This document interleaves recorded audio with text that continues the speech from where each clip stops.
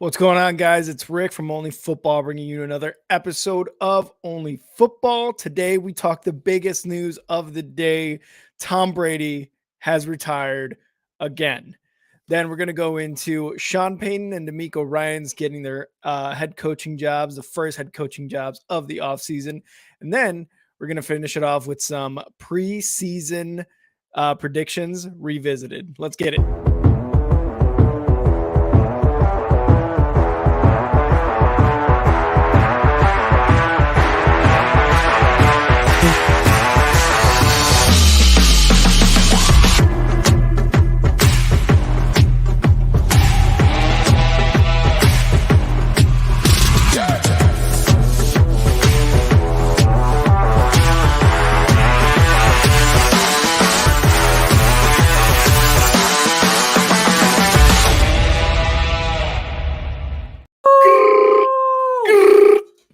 Ladies and gentlemen, welcome to Only Football. A little chipper than usual over here. Is that the right word? Chipper? No, it's actually sadder. Sadder. That's what you're looking for. I know who is sadder. Las Vegas Raider fans, Kansas City Chiefs fan, and Los Angeles Chargers fans. We got some really, really good news out of the Mile High City. Let's start, though, because I'm going to go a little bit deeper on that one. Let's start with the Houston Texans and the signing. What? We're not going to start off with the biggest news of the day? Let's start off with the biggest news of the day. Tom Brady? Tom Brady? Oh, yeah. Come on, Kyle. Dude, I'm in my own world right now. Come on, Kyle. Biggest news of the day. We're going to go right into the Sean Payton. You know what, though? Tom Brady, he retired last year, and he even said it in his short video that he posted, 57 seconds long, I think. He said, I'm not going to do a long-winded speech and do a whole essay about this because I did it last year. But somehow the video felt more emotional than the long essay did last year.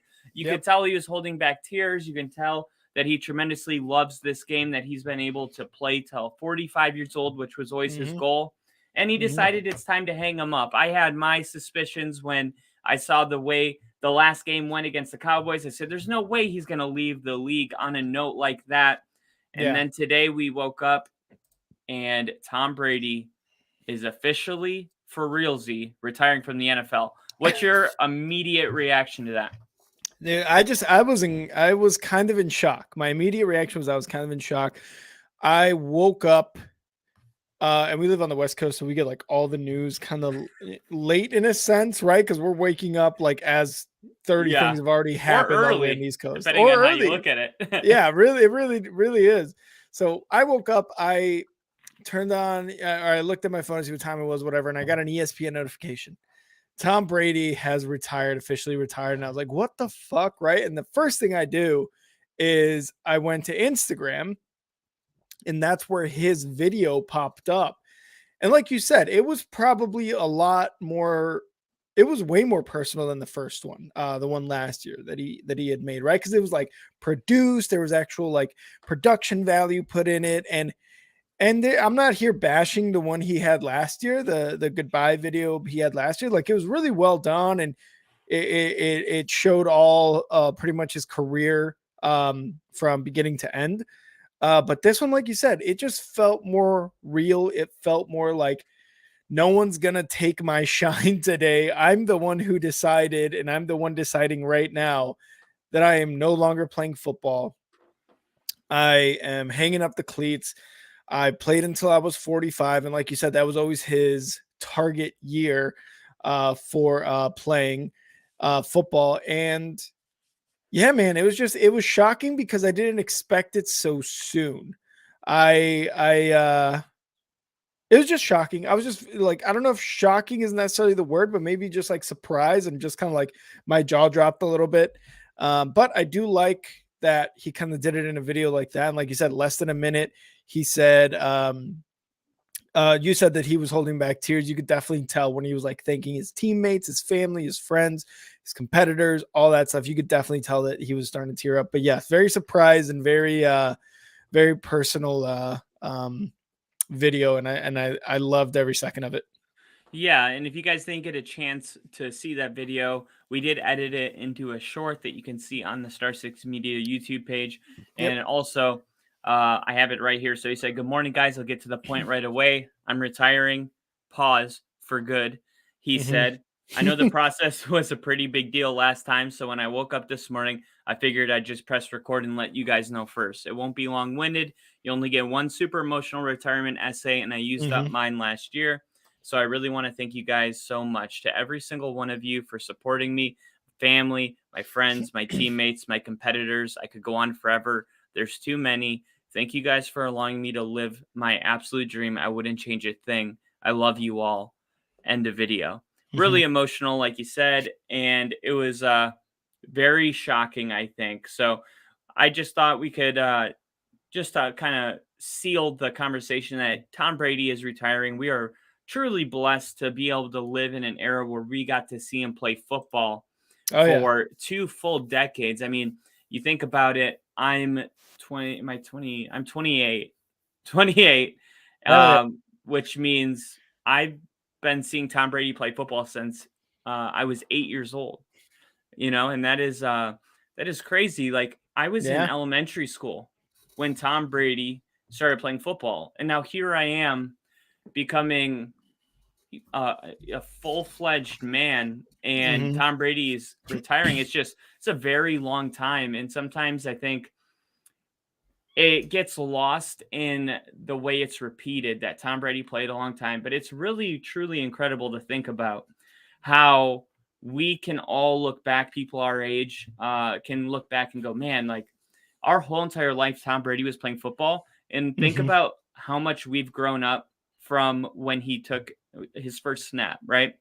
Yeah. And you got to think, even for Tom Brady, he's probably, because it's not like you stop growing up. I talk to anyone that's 40 and they'll say, man, when I was 30, I thought I knew life. And now 30 to 40 is like, I didn't know shit at 30. And then a 50-year-old kind of says Yeah. that about 40. And it's like, Yeah. so Tom Brady has just grown up and become wiser. And he decided that this is his time, and I'm pretty sure he he knows that about himself. I don't think this is like a Brett Favre kind of Moment. Yeah. impulsive, I'm coming in, I'm coming out. I think he didn't want to retire last year, and Mhm. Giselle made him, and I think this year it was Tom's decision.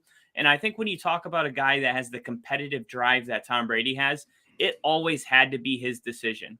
And if Yeah. you make him choose, it's like the famous line, there's a, why didn't you make him choose? And it's like, because what if he chose this, right? Because they don't want to get left. And Yeah. Giselle made him choose. Uh, Whether she knew or not he was going to pick football, he did.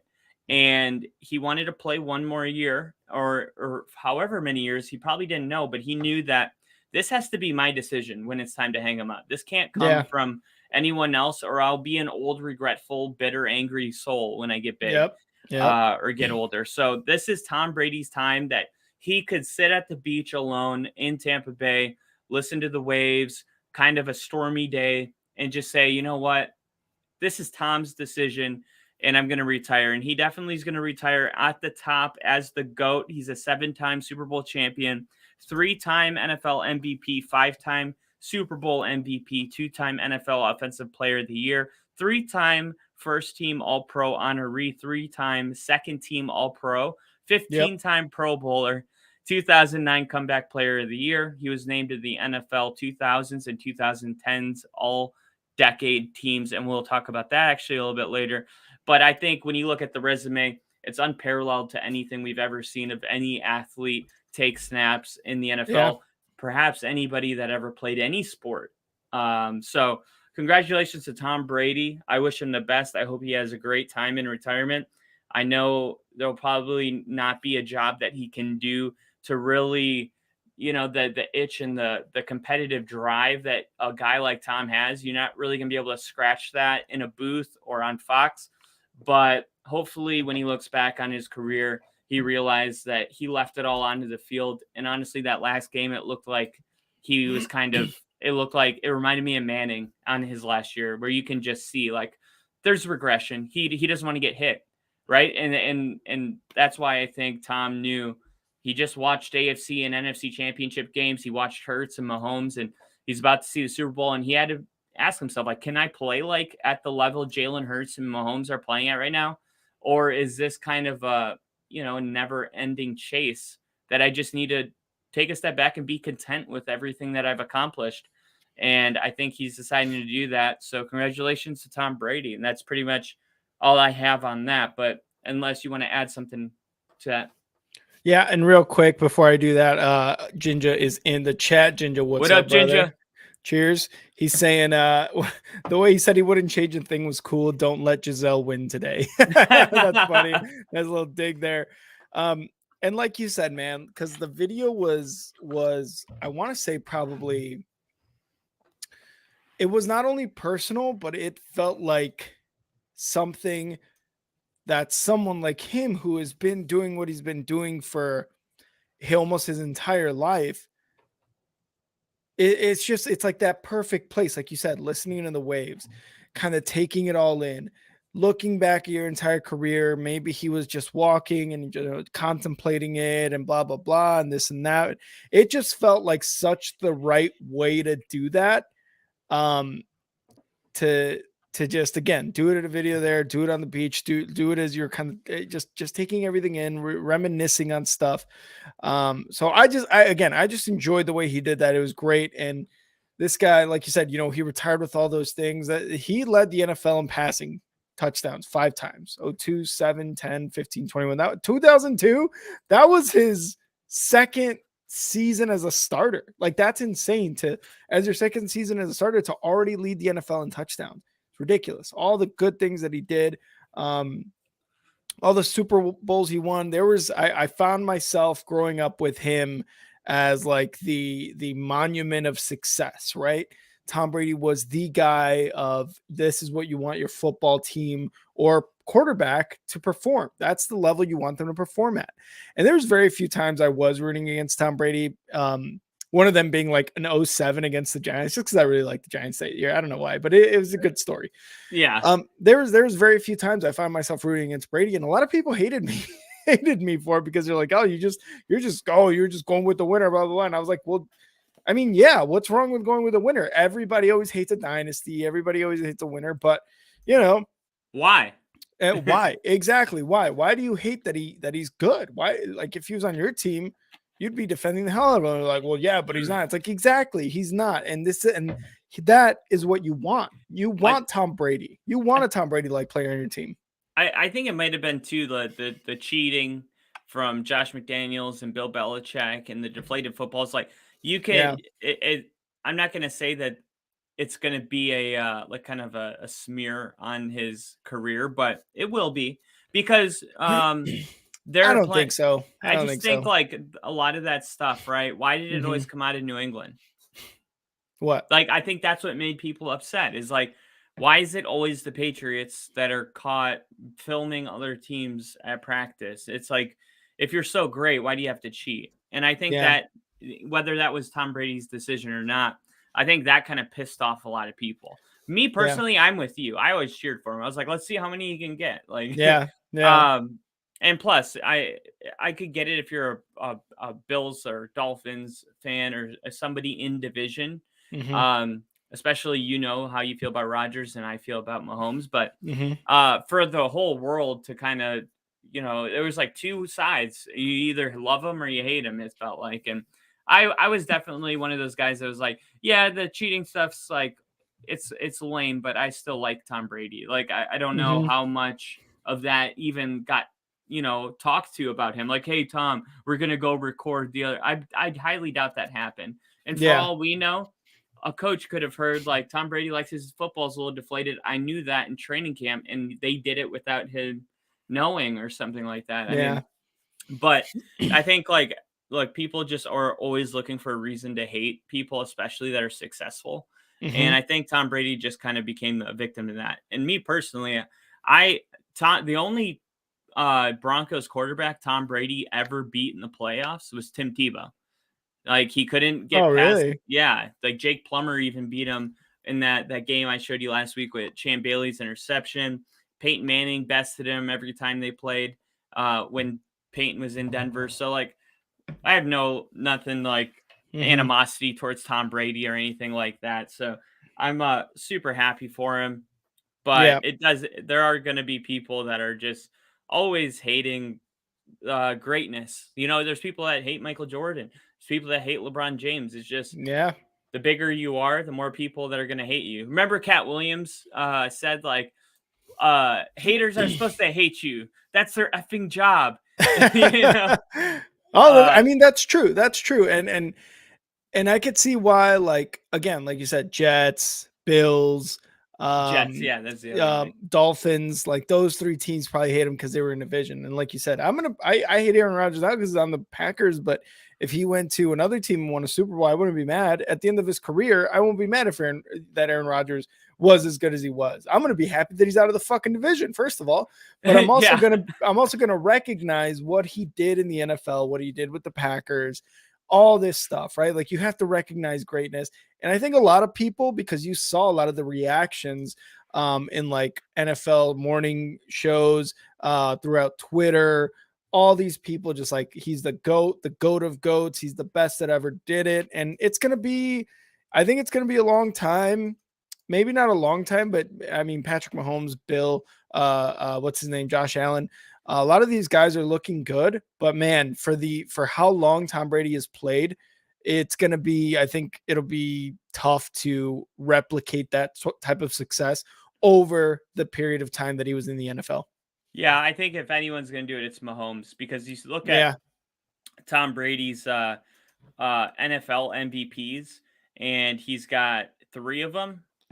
And you look, Mhm. Mahomes is probably going to get his second this year. It's And they like, both won their first Super Bowl in the second season of their yeah. career. And I think Tom Brady's the only guy to go to 5 AFC championships in a row. So, Really? yeah, dude, it's really hard. 5 conference championships in a row. I honestly, I thought it was Mahomes was the only one.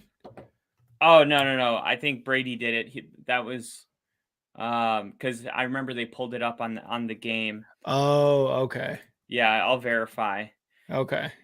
Yeah, no, and again, Brady, ridiculous. What is it like? Just here, 7 Super Bowl victories, like we've gone over, 1,200 postseason completions, 13,400 playoff passing yards, 88 playoff passing touchdowns, 14 game-winning drives, and 9 fourth quarter comebacks. All of those, the most in NFL history. You can't get better than that. Mahomes is going to be close as long as that success continues. But I mean, I don't see him slowing down anytime soon. It just requires the longevity that Tom Brady, was in the NFL Yeah, for, no, for he's the 23 years. first. He's the first one to do it. I think Brady went to Mahomes. 4 in a row. Oh, Yeah. okay. Yeah. See, that's what I thought. I was like, I'm pretty sure they said something last week about Mahomes being the only one to go to 5 in a row. So insanity from Mahomes already.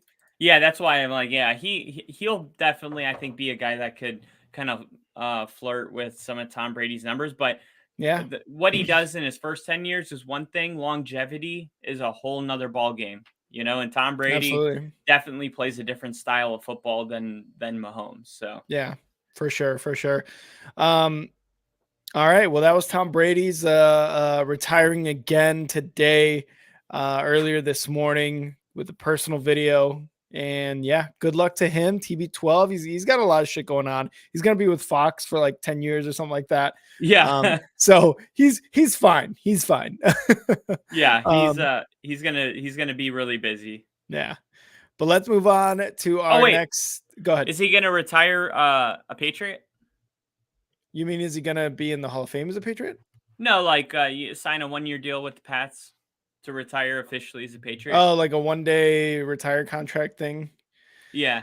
Uh Probably not. I think he retired just now, and I don't know. He might.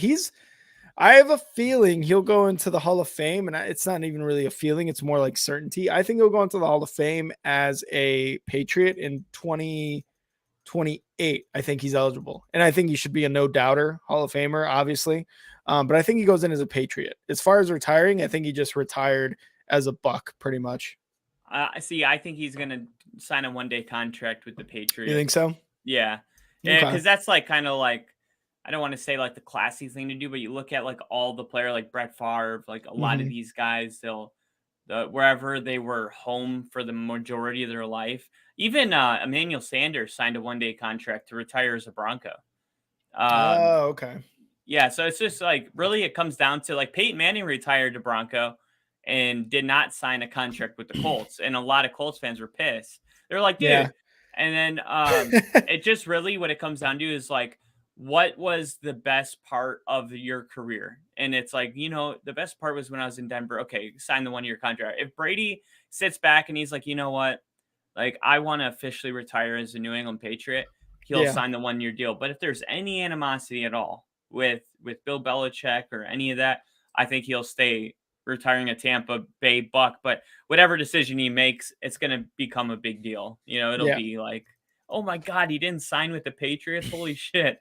It'll be a big deal. I think just regardless because he is Tom Brady. So I don't see him doing a 1-day contract with the Pats, but he could do it, and that would be huge. I think for the Patriots and Patriots fans as an organization. So again, good for Tom Brady. He retired again, this time under a minute. So let's move on to the news that Kyle definitely wants to get to. Sean Payton signs a contract with the Denver Broncos to become the next head coach and hopefully fix Russell Wilson, maybe actually give him a cookbook to learn how to cook. Maybe use his weapons, his offense to actually get it going. Kyle put up a reaction video on the Star Six Media YouTube, so go check that out. He can't contain himself. And that's what I loved about the video is like he's walking outdoors, walking inside, turns around, just pacing like he was that excited, and I loved it. Kyle, I'm going to turn it over to you for this exciting signing. What were your initial thoughts outside of like the video that you posted? Okay. So first off, initially I couldn't believe it. Yeah. I thought they did a really good job. I don't know if this was like these coaching searches are so weird because you have like all these games that are played. It's almost like a relationship in middle school where you're like, oh, I'm gonna like flirt with this person, but I know she's watching because I really want her, and Yeah. like all these like things, and it was like weird. Like if you're a fan just watching, you're like, okay, so now Sean Payton is he's really impressed with the ownership group and everything seemed really good, and then boom, silence for a week, and you're like, Yeah. okay, things must not be going that great. They haven't even scheduled a second interview. Then all of a sudden, we're in Ann Arbor talking to Jim Harbaugh, and I'm like, hey, Jim Harbaugh, that's a good thing. I was like, Yeah. okay, that's a good thing again. So I was like, maybe we'll get Jim Harbaugh because they realize, oh shit, we have to land Jim Harbaugh. And at that point, I was like, Sean Payton's definitely out. I was like, Yeah. there's no way like they're doing that for Sean Payton. And then you turn the herd on with Colin Cowherd, and he's like talking about how Russell Wilson is the thing that he's going to make him not want to be a head coach for the Denver Broncos. So I was like, oh my gosh, that Russell Wilson is killing this for us. And then he was talking about they don't have any cap room and flexibility, and it all just felt like it was over. It was like, man, we got really close, but the owners didn't present a contract in the meeting, and Sean Yeah. Payton's moving on. And I didn't think he was going to take a different job. I thought he was going to go back to Fox. I was like, yeah, he's going to go back to Fox. And On Payton? yeah. Yeah. I didn't think he was going to take the Arizona or the Houston or the what the hell is it? The other job for the Panthers. I just like, no, he's not. I don't see Sean Payton becoming a Panther, And then you just turn the TV on and it's like the Broncos are agreeing to terms with Sean Payton. I thought it was like a clickbait. And then I saw like the 5 other videos that all said the same thing. And then I looked at the bottom and it said NFL.com. And I was like, holy shit, like this is real. This You're is like, actually, no way. dude. I literally, my hair probably in my head started standing up from like my goosebumps. I was like, Yeah. It was like one of those moments you'll just never forget. And especially when you look at Sean Payton as a guy that when Drew Brees, same size, right? Undersized guy, wasn't really known for doing anything great. Sean Payton fixed Drew Brees and led him to being one of the greatest passing quarterbacks of our generation. Yep. And it was like, well, if he can do that we've seen Russell Wilson be good with Pete Carroll. I refuse to believe he's fallen off the biggest cliff we've ever seen in NFL history. I just think he wasn't being used right. Sean Mm-hmm. Payton already said earlier in the season, like week 4, how to fix Russell Wilson. He did it on national TV. And ever since then, I was like, dude, what if we got Sean Payton? I didn't know it could actually happen. I was like, it was just a pipe dream at that point. And I think the fan base is split. There are people that are like, this is awesome. And there's people making fun of us because like I just saw Mm-hmm. this let me see. It was somebody saying the Broncos had basically traded 3 first-round picks, 3 second-round picks, and 3 players for Russell Wilson and Sean Payton.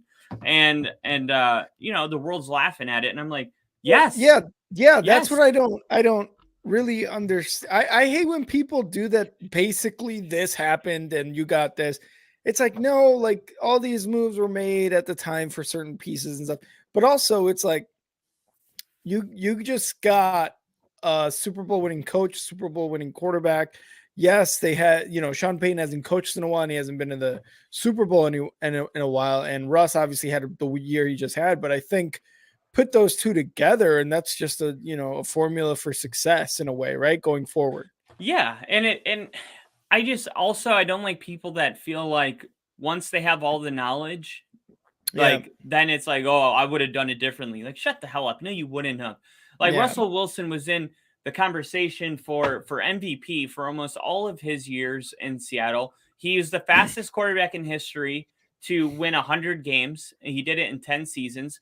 He has the resume, and he was still peaking in his career, or if he didn't peak, he plateaued at the top. Mm-hmm. And the Broncos made a blockbuster trade for him, and nobody thought, oh, Russell Wilson's washed up. So, like, Yeah. just because he had a bad year because Nathaniel Hackett couldn't hack it and he was way in over his head doesn't Yeah. mean that it was a bad trade. Like I feel like we don't even know who Russell Wilson is at this point, but I'm pretty sure he is not the quarterback we saw last year. I'm not saying he is the great or even a top 10 in the league, Mm-hmm. but I do think he could get somewhere around top 15. And with Sean Payton, maybe scratch top 10. I do think he could be the comeback player of the year next year. And I wrote right here, Sean Payton was the Saints coach from 2008 to 2021. I only did it to 2020 because that's when he had Drew Brees, and that's kind of the comparison here with Yeah. Russell Wilson. But 2006 was his first season as a head coach anywhere. He averaged 25.8 points a game. And now I'll just go down in year chronologically: 23.7, 28.9, 31.9, 24, 34.2, 25.9, 25.1, 25.5, 29.3, 28, 31, 28.6. In his last year with Drew Brees, 30.1, which means Sean Payton averaged 26 points a game if you average all of those numbers by the years. If Denver had Payton in Sean Payton's worst year with Drew Brees, then because in their worst years, they averaged 23.7 points a game. You guys would have been in the playoffs. Not only that, if Denver had Payton in his worst year at 23.7, Denver would have been 14-3 and tied Mm-hmm. with Kansas City for the number 1 seed. And not only that, they would have beaten, because the Bengals and the Jaguars scored 20 points each. Yeah. There could be the Broncos in the Super Bowl at 23.7 points a game. Just going on. I mean, just going off points. Sure, we're saying, but a lot of things.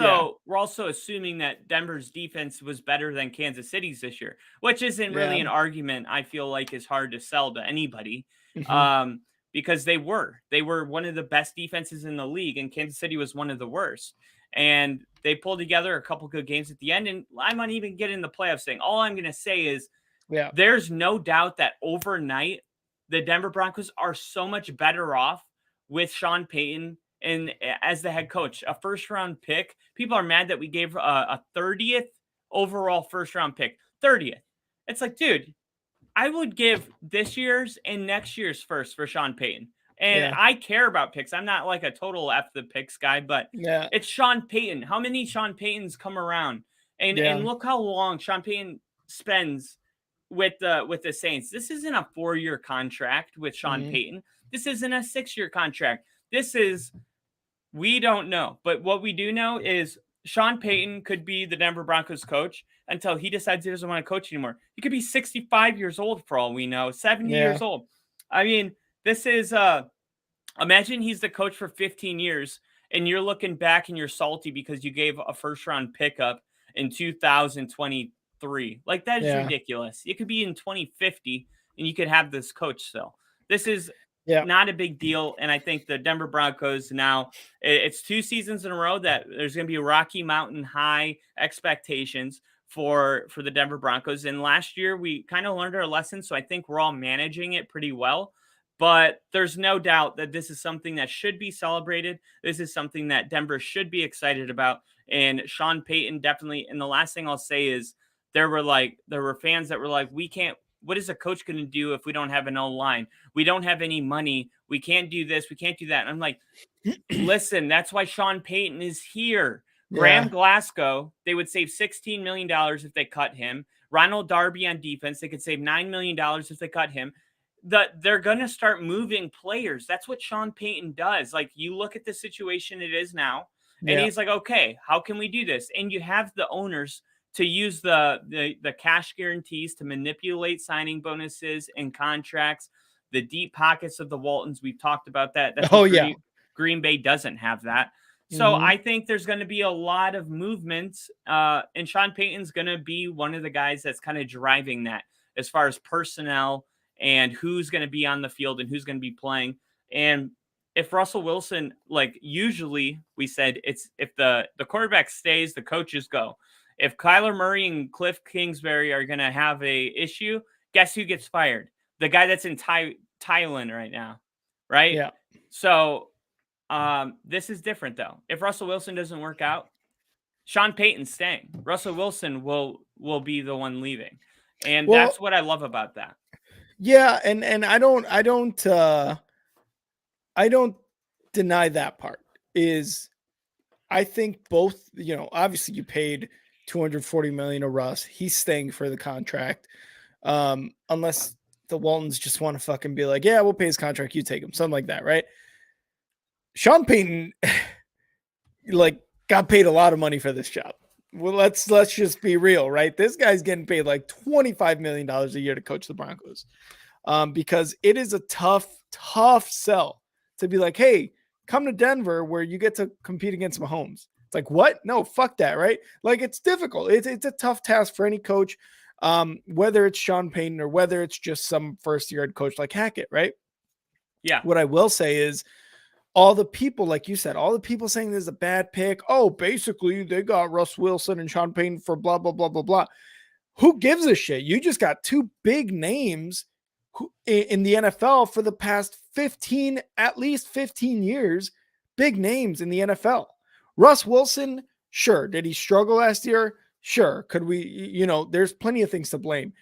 Hackett, the offense, injuries to what's his name? Javonte, who's your running back? Williams. Javonte Williams. Like, all that stuff, all these little things build up to that, right? The play calling, all that stuff. I think I think it'll work out. Maybe it won't be. I don't think it's going to be like bam, light switch. The Broncos are all of a sudden competing for the AFC Championship game. I don't know if it's going to go that much from red to green. You know what I mean? Like, you think the defense gets worse? Because the rumor is he's bringing Vic Fangio. That's what I heard too. He's bringing Vic Fangio. So and the defense isn't going to regress. We're not I losing don't know. anyone. I don't know if they're going to regress to a point where they are the problem. I think they'll regress a little bit. I don't think they're going to. I don't think they'll regress to the point where they're letting up 30 points a game, are last in the NFL. I think they might regress 1 or 2 spots just because it's tough for defenses to maintain that consistency as far as like a top 5 defense. Without, like, I don't know, maybe adding youth or the unexpected injuries that happen, right? You lost Chubb. So things like that, trades, whatever. So I think with Vic Fangio, it'll probably be a very good defense next year. I don't think they're going to regress in terms of like, oh shit, what happened to the defense? No, Yeah, no. I think it'll regress in a little bit, maybe. I was just gonna say, I think they get better because when you look at the defense this year, they had to be on the field 80% of the game. So if Mm-hmm. Sean Payton improves the offense, that means that the defense is going to have more breaks. They're not going to be on the field. Like the fact that I think they're the best defense in the NFL because all those other top defenses had Josh Allen in the Bills offense, or they had Joe Burrow in the Bengals offense. The Mm-hmm. Broncos had the worst offense in the league, and somehow were top 3 in defense in Yeah. almost every major statistic. So the fact that they're not going to be on the field the whole game, let's like if I give you 10 opportunities and you nail on 4 of them, that means okay, you're hitting 40% of your drives on touchdowns. Now, if you only have 5 opportunities in a game and you're nailing at 40%, what are you going to get? Like 1.5? Yeah, it's just like Yeah. I'm looking at it like the defense was extremely outplayed this year. And the fact that they were able to do that makes me wonder what they're capable of if they're not on the field for the entire fucking game, you know? Yeah, that very well could be the thing, right? With Vic Fangio there, because he is just a genius for defense as a coordinator. It could very well that they improve. It could very well be that they are just as dominant as they were last year. But I don't know. I just think it's difficult for defenses to stay as dominant as they were the year prior, and it It's always hard. seems to be a regression, with like the top defenses. Um, but again, who knows? Again, I don't think they're gonna like regress to being a top 15 defense. I think they'll go from a top 5 to a top 6 or 7 defense, maybe. Like that's the regression I'm Oh, talking about. okay. They're still a good unit, but hey, maybe they let up an extra half to 1 point per game next year. You know what I mean? Like it's nothing Yeah. crazy. But I again, I don't think the team as a whole is just gonna fucking flip a bitch and just be like, "Hey, we're 14-3 this year now." It's like, whoa, that's crazy. Could it happen? Probably. I just don't think so. But again, just like Ginger says here, any team in need of a head coach would want Sean Payton. I would make that trade immediately.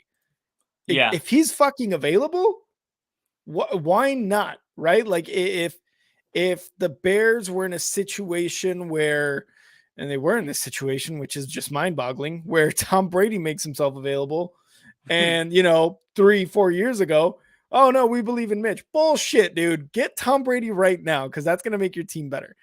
Something like that. A Tom Brady, a Sean Payton, a whatever coach, he becomes available, you pick him up. You see what's going on with these like big names going into free agency or being available, and then you want to scoop them up right away. Just like Nathaniel Hackett, just like Dable, just like Salah, like all D'Amico Ryans, who we're going to talk about here in a bit. These Yeah. big names who have made a huge impact on teams as coordinators will get picked up immediately. So again, the Sean Payton pickup, that's yeah, it makes sense. And the Waltons, the richest people on the fucking earth, are like, hey, we'll give you this chump change of 25 mil a year. You'll take it? And he's like, yeah, I'll take it. Absolutely. And I'll be living in Denver. Let's fucking go.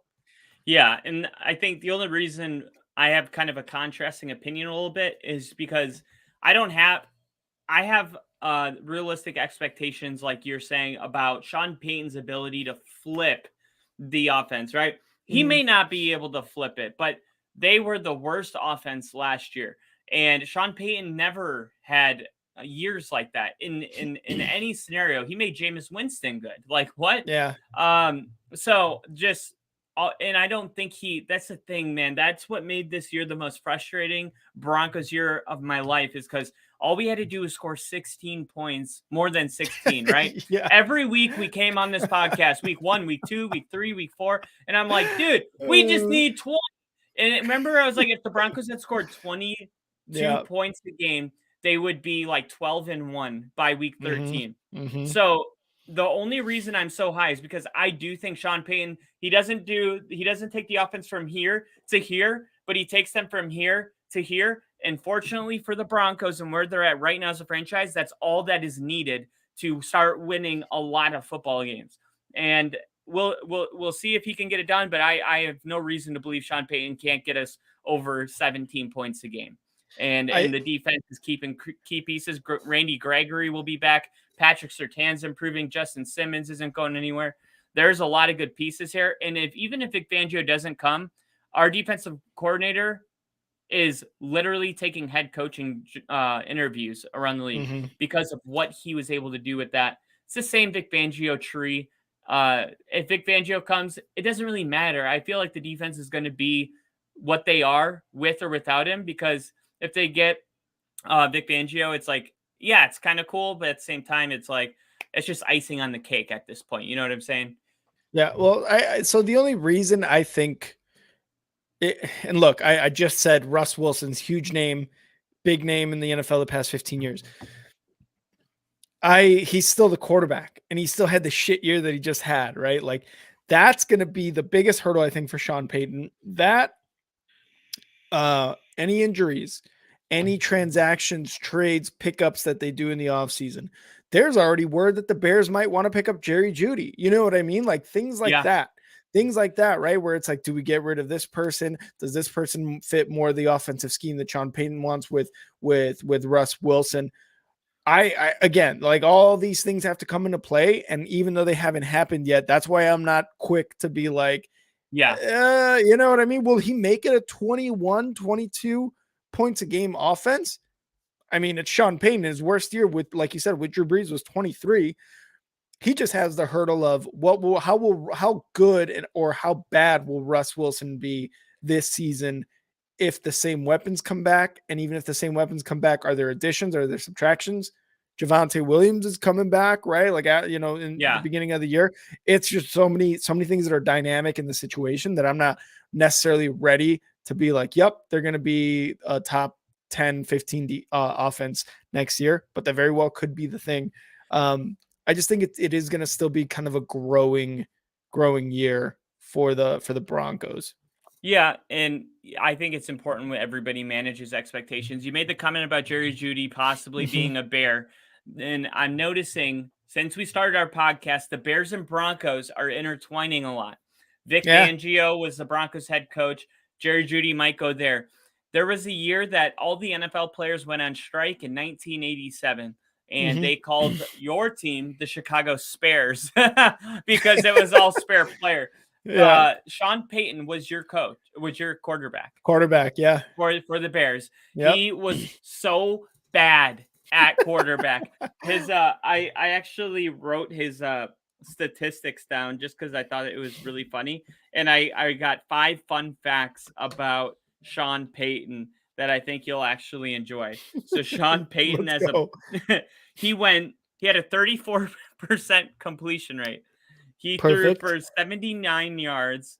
He had 1 interception, and he had, I think, 5 sacks for a loss of like 58 yards.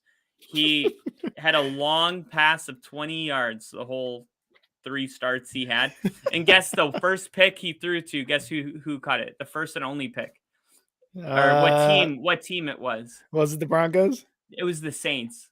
It was the Saints. No way. Wow. So, yeah, those that can do, teach. And those that can't teach Jim. Teach Jim. Yeah. I loved it. So here's the fun facts. Sean Payton. He spent the 1996 season as a quarterbacks coach at Illinois before entering the NFL. So he's got roots in Illinois.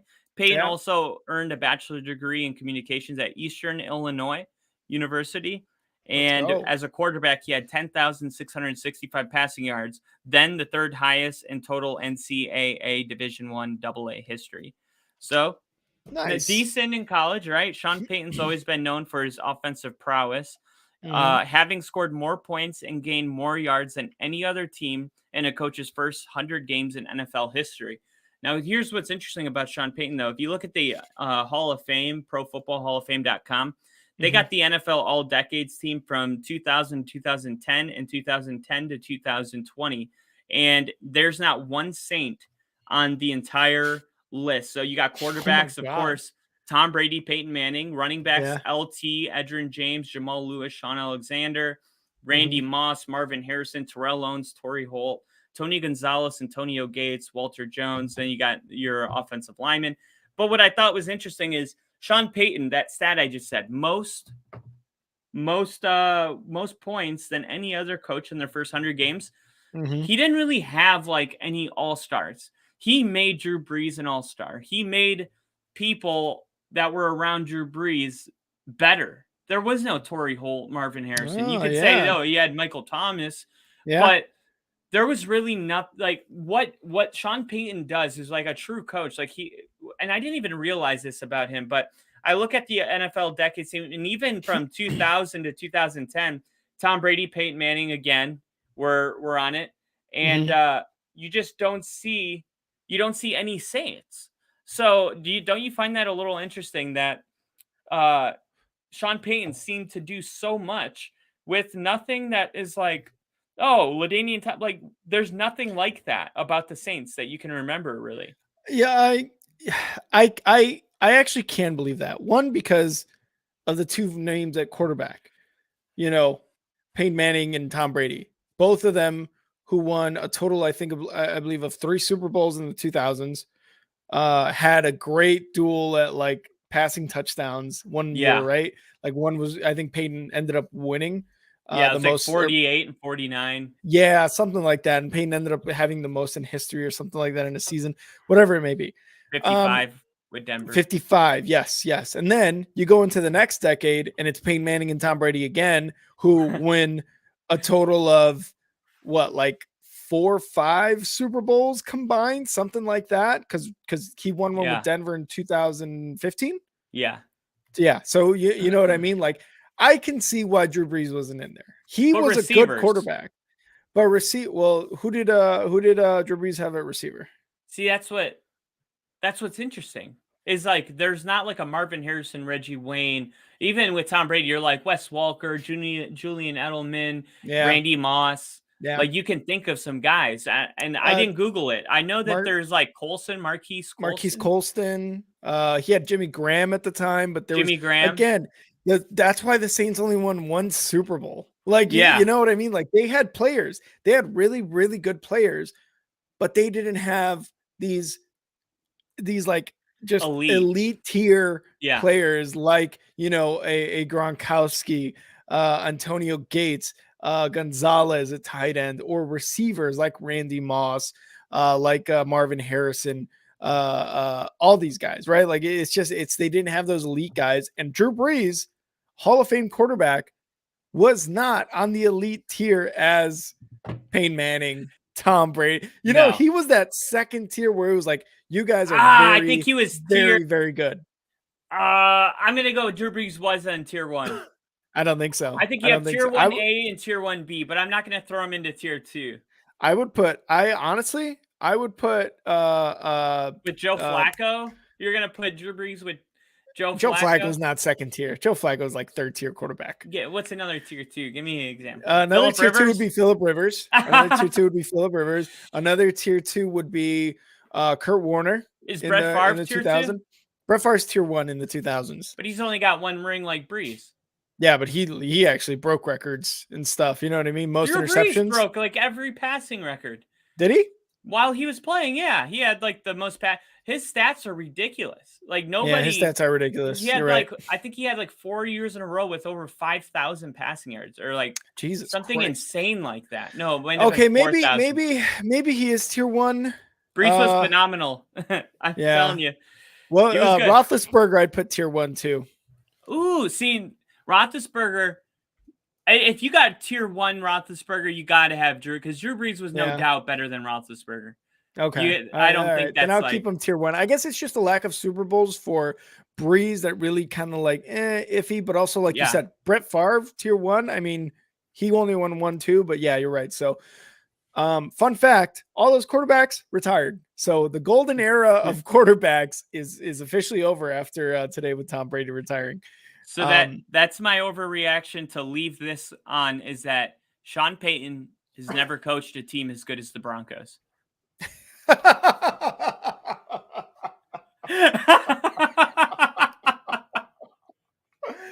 and mark that. Okay. Timestamp it. Timestamp it. Oh, that's good. So DeMeco Ryans. Yeah, let's move on to DeMeco Ryans. Head coach for the Houston Texans. It was official. There was talks that the DeMeco Ryans was the Broncos' #1 candidate. Like, I don't know what to believe anymore. I think that's all BS at this point. But Ryans had roots in Houston. Sorry, you said that Ryans was the #1 candidate for the Texans? Yeah, it came out. That was leaked that DeMeco Ryans was the Broncos. I don't know about that. I don't either, but yeah, whatever. Ryans is 38 years old, so he's definitely going to be a younger coach. We're kind of seeing that happen. Not as unique now as it was 10 years ago, but he was a former player for the Houston Texans. It didn't end very well. It actually ended with him getting an injury and suing the Houston Texans for the field that they had. The type of turf it was. And obviously this year we've seen the turf lawsuit arise with the NFL Players Association. DeMeco Ryans was all over that before it was cool. His wife, Jamila, is from Houston. Wow. Yeah, so there's just a lot of reasons why when I saw the Texans were interested, I was like, oh, he's going. It's because you're going home, right? It's like if you were, let me give you a perfect example. If, say, thinking of the greatest, Brian Urlacher, okay? Yeah. It's like if Brian Urlacher was a defensive coordinator for the Broncos, and then he got a job interview for a head coach at the end of the season, and it was either going to be the Eagles or the Bears. Like, where do you think he would go? Probably try to go to the Bears. Probably try to go to the Bears, right? And that's what DeMeco Ryans is doing. So DeMeco Ryans, head coach of the Houston Texans. Congratulations to DeMeco Ryans. Good for him. Getting a head coach, and with all the talk about black head coaches not having an equal share of the pie, it's nice to see Houston make a hire in that direction. So really good stuff out of Houston. I think DeMeco Ryans is going to be fantastic. I really do. Yeah, I think it's going to be good. And this is and the good thing is, like, again, it's kind of tough to go into the AFC South, especially with the emergence of Trevor Lawrence this season, right? Being as good as he is. And that's kind of like another, probably not, I wouldn't say it's the toughest sell, but I mean, it was probably a tough sell. But the good thing is you got the #2 pick. You're probably going to try to get a quarterback. You saw the success that Salah had with the Jets, another defensive coordinator under Shanahan, right? Going into a head coaching position. Second one under the Shanahan tree, which is crazy to say, right? Like, now these coaches are creating their own trees of head coaches. Who's got a head coaching position.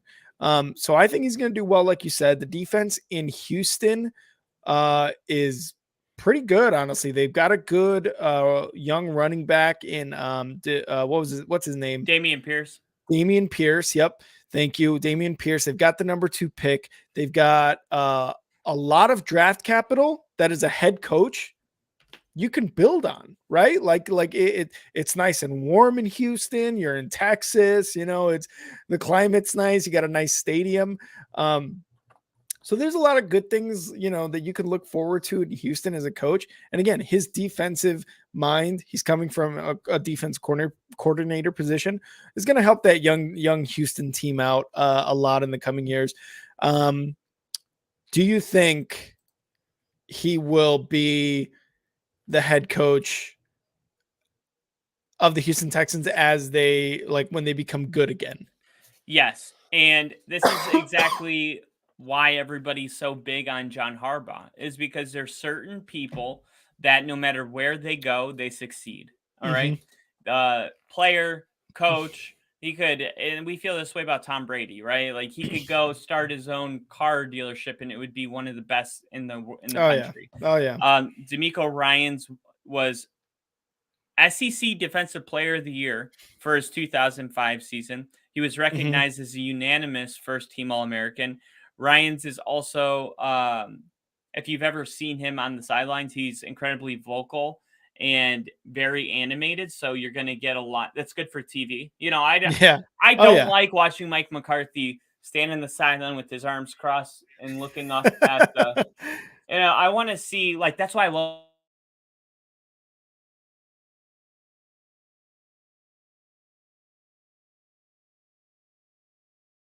is oh, did you lose me for a second? Yeah. Oh, sorry. Can you hear me? Okay, I can't hear you. But Yep. D'Amico Ryan's. Oh, there you are. Uh, Sorry, everyone. you're all good. He's excelled at every stage to this point in his Mhm. career, both as a coach and as a player. I don't think that anything is going to change now that he's a head coach. You know how I feel about defensive coaches. I do think if you want to be in the playoffs, the numbers show that you need an offensive guy. There Yeah, are exceptions, and I think D'Amico Ryan's is one of those. absolutely, absolutely. And I have the same feeling, um, because like you look at Salah and what he's done with the Jets, and Zach Wilson is they're a quarterback away, man. They really are a quarterback away. Wilson isn't it. So maybe in Houston they do need a lot more pieces, obviously, right? But I think starting off with a quarterback, knowing you have the number 2 pick, knowing you have your pick at quarterback, probably is a very good way to start for a new head coach. But let me get to the comments here. Jinja talking about another possible head coaching candidate. Do you guys think Saturday ends up as the Colts coach? Kyle, do you want to take this or you want me to go first? No.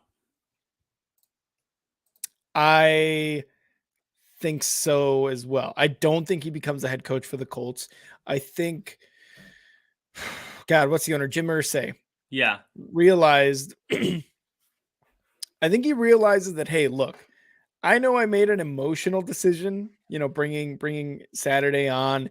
Saturday said it himself in his conference. Hey, I'm not a coach. We'll see if I'm good. I know football. I know who I am. I hope that I could take something away from the season as a head coach. But hey, if I don't come back and I did a shitty job, then I don't come back and I did a shitty job.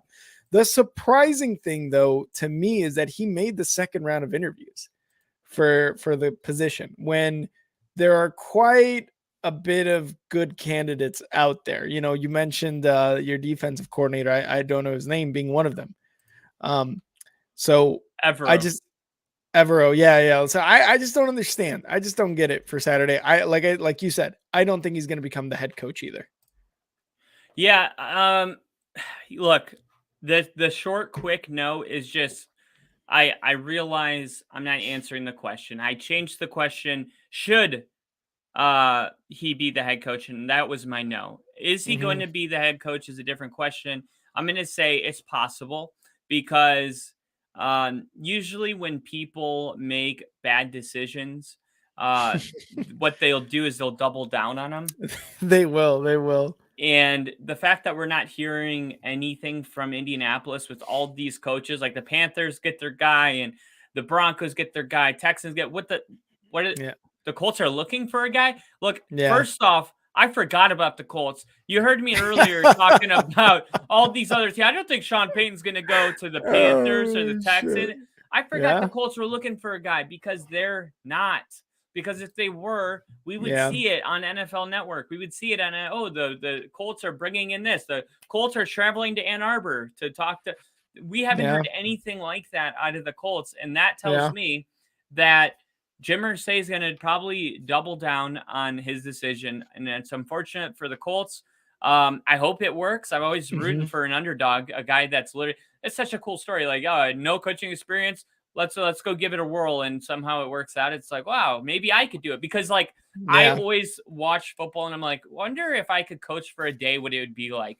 When they How miss fun. time, yeah, when they miss timeouts and there's false starts, and it's like all these things make you feel like you could go do it and give it a swing, but we'll never get that opportunity. Jeff Saturday did, so Yeah. Yeah. maybe it'll end in a total dumpster fire. But I would not be surprised that they're running it back, double downing on the just potentially one of the dumbest decisions ever. And if it works out, Yeah. then he'll feel like a genius. And that Jim Irsay is just hoping to God that it works out, because he's like, I will be a genius if it works out. or you'll be an idiot. Like if Tom Brady came back next year and looked Yeah. even worse, you got to know Mhm. when to quit. You got to know when to, hang it up. And I don't know if Jim Irsay's gotten to that point yet. and the thing with this, with the fact that you think he's going to double down, and the fact that I hope he doesn't, but yes, there's a very real possibility that happens. They have a really, really high pick. They have the ability and the moves to make in order to get a another, I say this, I say another quarterback that can change the trajectory, sorry, of their franchise. Yeah. And yet the head coach is such a huge decision in how that happens, in developing the quarterback, in making sure that you are because I've went through this with Nagy and Mitch Trubisky, how you take that quarterback and how you can use his tools to make the team better, right? Yeah. So the fact that Saturday made the second round of interviews is just such a tough sell for me if I'm like CJ Stroud or Bryce Young. If I go into the Colts organization, I'm like, Saturday's my head coach, possibly, like that's a possibility. That's a real possibility. Instead of like a guy who's been working through organizations for years and has built a reputation around the league. Like that's got to be tough to kind of go into a situation like that. And if Jim Irsay can't go outside of that like pride thing, almost that ego thing, and make a better, more educated hire, that's going to be a really tough position for whatever quarterback decides to come in. You know what I mean? And take on a brand new head coach possibly. Yeah, and you're gonna have the Colts. What they're gonna have to do is Jeff Saturday is gonna have to sell. They're gonna have to get a really good OC and a really good quarterback coach and a really good staff put together if it's gonna work. Because no, Jeff Saturday is the face of the franchise, but no, he's not going to teach your young quarterback how to throw the football. He's a center. So I mean, we've seen it before. Like D'Amico Ryans wasn't a quarterback, and he's going to go be with the Texans, and the Texans are going to draft their guy, probably CJ Stroud. And then you have the Bears at number 1 and the Cardinals at number 3. Both of those teams don't need a quarterback. They're going to get defensive tackles and edge rushers, and then the Colts pick Bryce Young. So I do see Bryce Young being the next quarterback for the Colts, and I don't think it's necessarily going to be Jeff Saturday to do it, but is he going to be able to get a good staff to surround him? Because like if you're an assistant coach and you're trying to work your way up, you really want to get on Kyle Shanahan's staff, right? Look at the teams that get elevated from practice coach, okay, training staff coach, okay, now I'm a positional coach, now I'm an offensive or defensive coordinator, now I'm a head coach. The teams that win get to do that. The teams that lose don't get to do that. So it's going to be hard to sell, but they're going to need to bring in a lot of talent, kind of like Deion Sanders is doing for the Colorado Buffaloes right now. If you see, he brought in Mike Zimmer. He brought in all of these, just like, it's like, how did he get all these people in there? But I don't know. You move them up. That's Deion Sanders. Deion Sanders can do that. Can Jeff Saturday? I don't know. I honestly, I don't. I don't think he can really. But Bryce Young, they might want to coach Bryce Young. That's all I'll say. Yeah. Let's get to the comments here. Ginger saying, I was surprised at how fast Frank Reich was picked up. He was picked up by the Panthers. The Panthers picked him up. I'm surprised at that too, because he made some pretty bad decisions. He's a really good coach, though. He will be successful. Okay, you think he'll be successful in Carolina? Yeah, I think it'll be wildly successful. I think the Colts made a mistake. I mean, especially to go off what we just talked about. You're going to go with Jeff Saturday over Frank Reich. You're high on pot news. Like, no way. And this is Jinja. He's like, Rick, your head coach used to be our defensive coordinator, and the Broncos were a bit worse than us this year. We all stunk. The Colts get the brunt of the shots, though. This is my inner fan speaking. You're right, and it sucks. It sucks. I get it. Like, we are taking mad shots at the Colts right now. And not trying to. Yeah, no, and I think, and he asked a question here: do you think it's an ownership issue? That's what I think might be the issue. That's what the issue's been for the Bears the last few years. You know what I mean? Like, it has been a long time where the McCaskies have been the issue for the Bears, where they can't move on. They don't want to pay these guys. They don't want a big name, coach, team, whatever. That to me, the Colts right now are going through that same issue. But also, I think the whole Andrew Luck thing was like, oh shit. It was like a quick, like, what are we doing? It was like a fire and everybody's running around with their heads chopped off, right? Like, what are we doing? What are we doing? Let's bring in Phillip Rivers. Let's bring in all these other quarterbacks to try to patch the quarterback problem up. And now we fired Frank Reich. And now we brought in Jeff Saturday and he's making the second round of interviews. Our star running back got hurt. Our line isn't as good as it used to be last year. Like, all these things are huge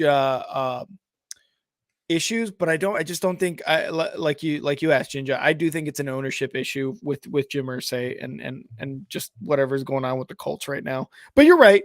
We definitely need to take more shots at the Bears, which, I mean, my Twitter says it all. So, Yeah. I mean, yeah. But I mean, do you think it's the ownership issue, Kyle? Yeah, I was gonna say when Payton, they asked him, "Hey, what's the most important thing that you're looking for in these locations that you're getting offered head coaching jobs?" So all those teams, the Colts included, probably. He Mm-hmm. said, "Ownership, quarterback. Those are the two things that I need." And not, I don't need them to be great. I need them to be fixable. So that was what really important to Sean Payton. So you look at the Denver Broncos, right? This is a great example. They're Mm-hmm. able to pull in Sean Payton. Payton going on Twitter was like, I was impressed, extremely impressed with Condoleezza Rice and the Denver Broncos ownership group and their professionalism. And that's ultimately why he decided to come to Denver. If you want to, no. Come And on, come he got on. paid 17 to 20 million dollars. It's not that much to him. He would have got that anywhere. Like, you don't need to have $80 billion to pay somebody 17 mil a year. That's not even as much I as think Bill so. Belichick makes. I think so. Bill Huh? Belichick makes more than that. Yeah, but He he's apparently proven. And Robert Kraft is rich too.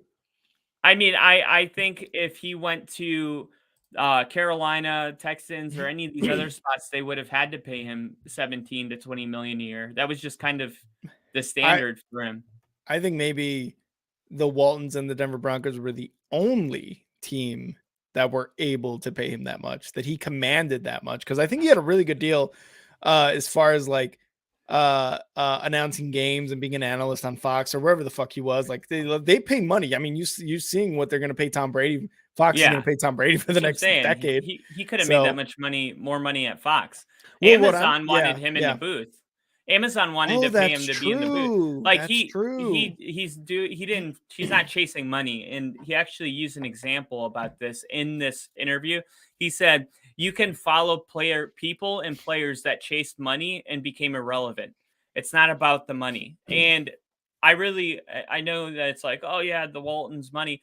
I really think he's being honest, and he's saying, like, I'm not going to go to Carolina for 20 million a year and disappear and not be on prime time and be forgotten about. I want to go somewhere. And then he talked about Denver and the rich history of being a part of that. Maybe get a statue next to Elway, Pat Bolin, and Manning. Like, it's a place that people want to go, but it starts with ownership. Like, how are the Colts, if they have an ownership problem, going to bring in anyone special like that?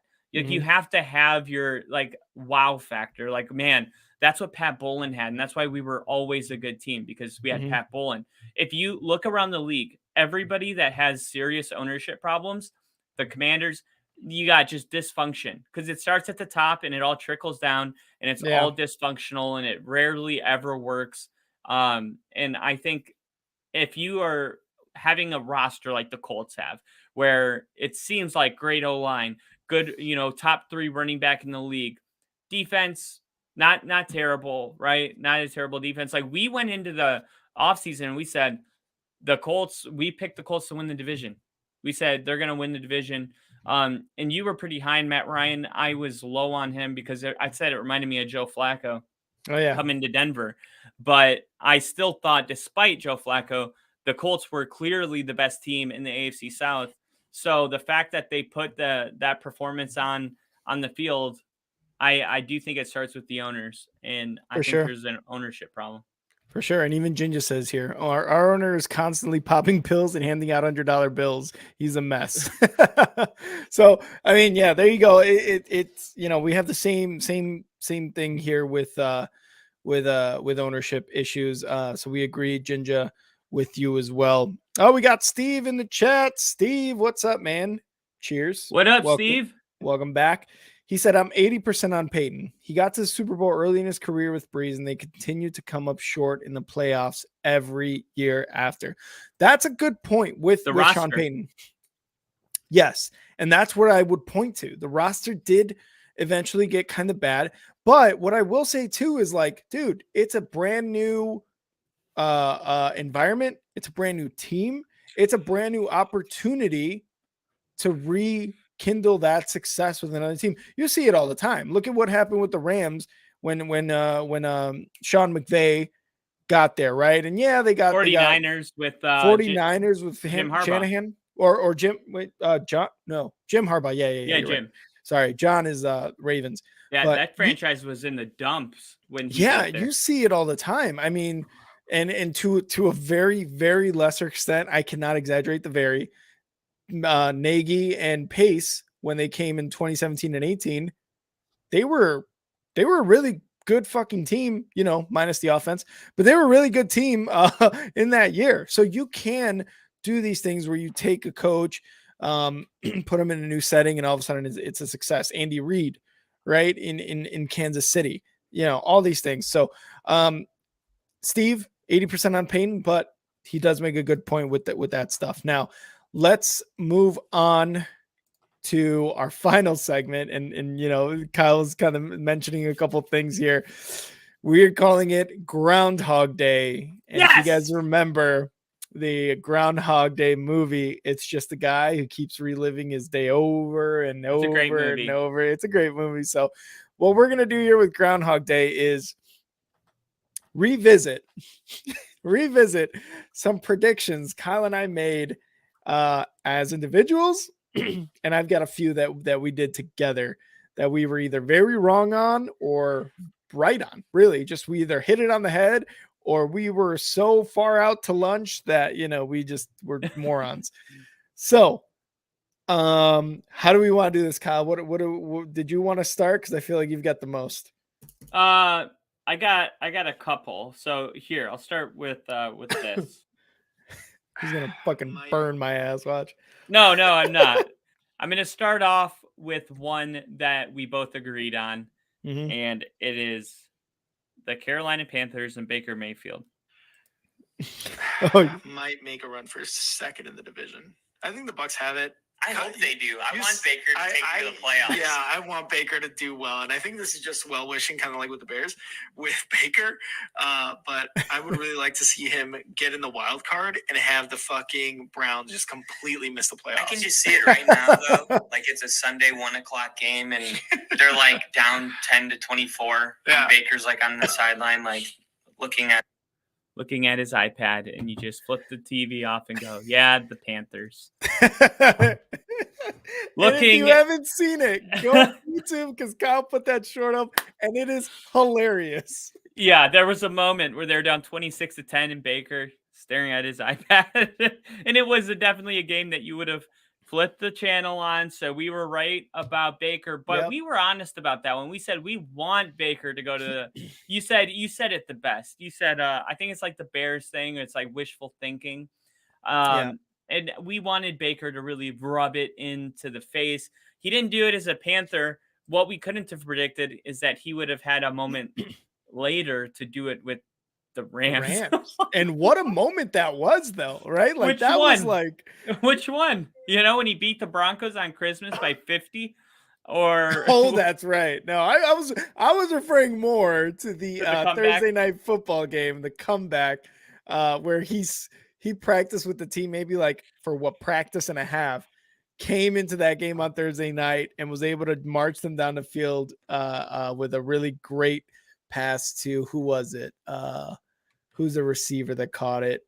God, I can't remember. Van Joy? Van Jefferson. That's who it Yeah. was on the game-winning drive. So yeah, I mean, look, and it's true. Kyle was right. We were just like, yeah, we're gonna flip through and see the Panthers and Baker Mayfield just being sad, to be honest. Yeah, I'm unfortunate on that one. All right, so I'm gonna start off one with Kyle. Kyle said that was absolutely correct. Unfortunately, I don't have any like screen recordings of these, just because I was kind of taking notes. But Kyle, and this was a twofer pretty much that he got right. Not only did Kyle predict that the Patriots are going to come third in the division in the AFC East, but he also predicted their record. He said that the Patriots are going to go 8-9, and this was 2 weeks before the start of the season. And the Patriots, what did the Patriots end up doing? They came third in the division, and their record was 8-9. So let's give it up for Kyle on that prediction. We're not doing that. We're not doing that. Oh, don't worry, I'm gonna get some wrong ones on you. Oh yeah. I gotta give you your flowers now. So Kyle, you go ahead. Okay, here we go. Let's see what this one is. I got a title. Like it's a Sunday 1 o'clock. Oh yeah, we did that one already. Losing record. I like Daniel Jones is over. His career's over. Well, if anybody could turn it around, the guy that turned Josh Allen into Josh Allen is now their head coach. Dable. So we'll see what he can do because you got to remember, they've had the worst offensive line in the NFL for like all of Daniel Jones. Like it's hard to evaluate a quarterback when he doesn't have time to throw the ball. And didn't Patrick Mahomes have like a terrible offensive line for a while? I mean, it wasn't. We kind of go on the side tangent there, but there's us talking about Daniel Jones and talking about the potential that Dabble would have been able to turn around this guy, a guy that turned around Josh Allen's career. And I think he did, right? What did you say? Or do you still believe kind of what you said in the beginning? This is his last year as a starter. So, man, it's tough. What I would say is I think he has another year in New York. I think he has another year in New York as a starter. Did he turn it around? He had a really good season as like a pseudo quarterback, mostly rushing the ball, mostly running it, using his legs. And there's nothing wrong with that. I don't think there's anything wrong with that because that's what really Justin Fields was all last year, right? Like, was he pretty decent at throwing the ball? Absolutely. He showed a lot of flashes, but I mean, he was getting a lot of shit done with his legs. And that's kind of what mattered. That's what made him really introduced to the league and made him really made the Bears games actually watchable. So Daniel Jones, I think, has earned himself another year as a starter in New York. I don't know what his contract status is after this season. But either way, I think he's earned himself another starting job. With the offensive line thing, that is very, very good point. And then Dable was able to use his tools that Jones had. And like you said, turned it around because what did the Giants do? The Giants ended up being a pretty good team, had a really good record. You know, they stumbled in the middle of the season, but they were still able to make the playoffs and such. So good prediction for Kyle on that one. And I didn't really believe it at the time either. But I don't think it has fully become a franchise quarterback. Yeah. But I think you hit it on the head with like, if anybody's going to do it, it's Dable. And that's what Dable did this year. He definitely did a solid job. And then I feel like this year will be like, as long as he's improving, then they're not going to turn away from him. Like, why start all over? So, and I know we have a couple, I think, we have a couple fans of Daniel Jones, and at least on our page that I've noticed have been like pretty high on Daniel Jones. So we'll see what he does next year. But yeah, sure. You're right. He's got to earn it. Yeah, absolutely. Just real quick, Jen, just saying this is an awesome segment. Yeah, this really is, because we just kind of give each other shit for things we've said. And Kyle, don't worry, Kyle's got a couple in the chamber right now that he's gonna put to my fucking noggin. No. I think it's fun though. Like it's funny to kind of like go back because I was listening to our entire division predictions episode, and I was just like, God, we either sound really smart or we sound really dumb, obviously, but this was prior to the entire season. So the next one I'll go with, and this is actually one on me that I did really well. So good for me. Nice. Steelers is Steelers won. You're correct. They had 9 wins. So it's kind of like winning the division. No, I'm just kidding. I predicted that the Chiefs would have 28 points per game. They ended the season 28.7 points per game throughout the entire regular season. So give it up for me. Give it up for me. This hurts. This hurts. And that was when we had a discussion too about defenses and offenses. Because you said that if a defense, God, you said something about a defense and an offense. You're like, well, who has the best offense? And I'm like, yeah, probably the Chiefs between the Broncos. And you're like, well, who has the best defense? And I'm like, well, the Broncos will probably have the better defense. And you're like, but don't you think that a defense giving up the least amount of points is going to be the better overall team than a team with a better offense? We could have been if we scored more than, we're the worst team offensively. And that's what I mean. Like, because there are seasons like this. And again, it's nothing that you can predict, but the Broncos demonstrated that perfectly, is that you can give up very, very little points. And I think they gave up 16. They only gave up 21 points per game, something like that. It's super inflated from that 50-point Christmas game. But that was like, we were like number 1, and then that happened, and it was like dropped to 21. It was like, okay. Yeah.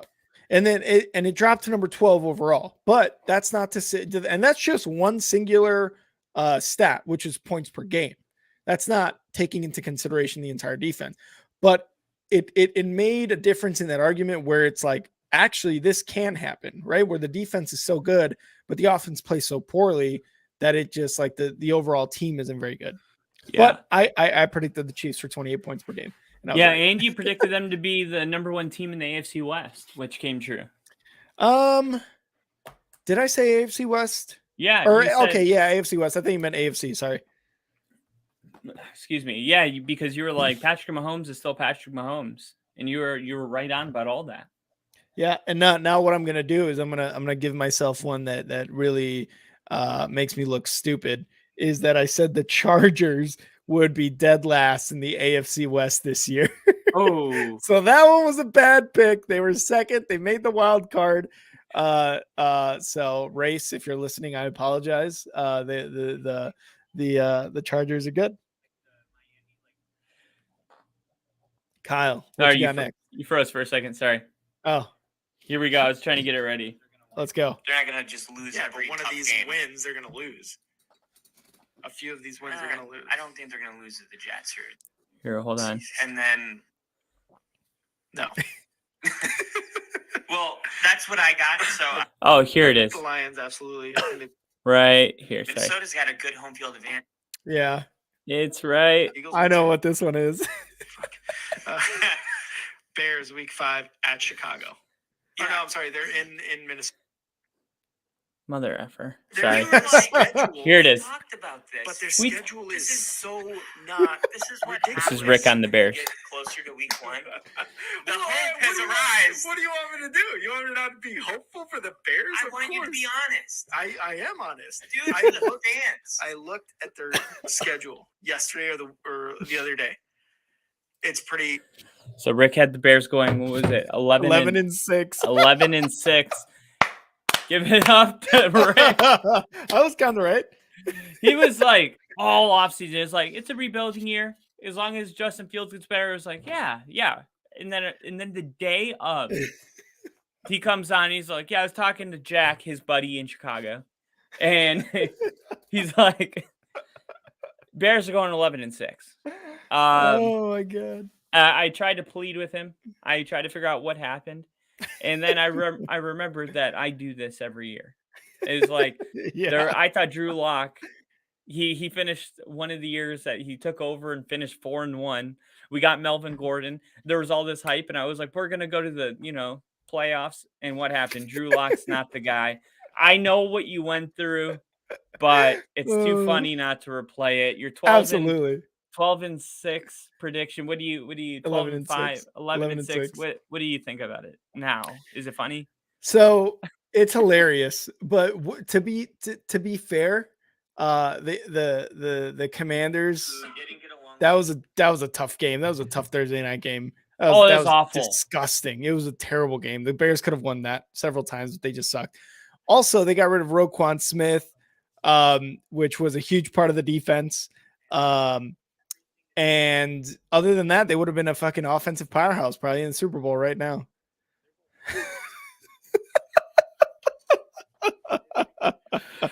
I love you. Other